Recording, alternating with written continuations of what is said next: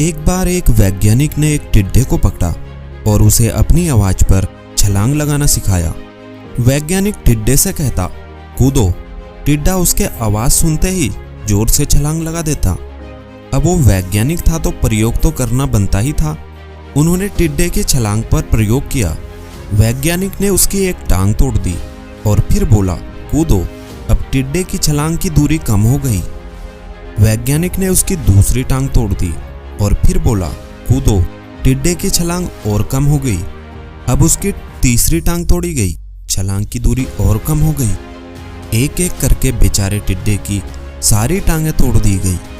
अब आखिरी टांग टूटने पर जब उससे कहा गया, कूदो, तो वह हिल भी नहीं पाया। अब वैज्ञानिक ने अपना निष्कर्ष अपनी डायरी में लिखा। जानते हो उसने क्या लिखा? जब टिड्डे की एक टांग तोड़ी गई तो वह थोड़ा बहरा हो गया। जब उसकी दूसरी टांग तोड़ी गई तो वह और बहरा हो गया। हर टांग टूटने के साथ वो और बहरा होता गया और सारी टांगें टूटने के बाद वह बिल्कुल बहरा हो गया। जोर जोर से चिल्लाने का भी उस पर कोई असर नहीं हुआ।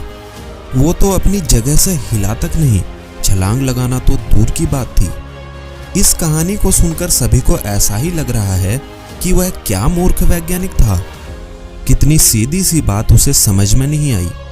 और कुछ लोग यह भी सोच रहे होंगे कि ये तो एक बच्चे को भी पता है कि टिड्डे की छलांग उसकी टांग टूटने की वजह से कम होती जा रही थी, ना कि वह बहरा हो गया था।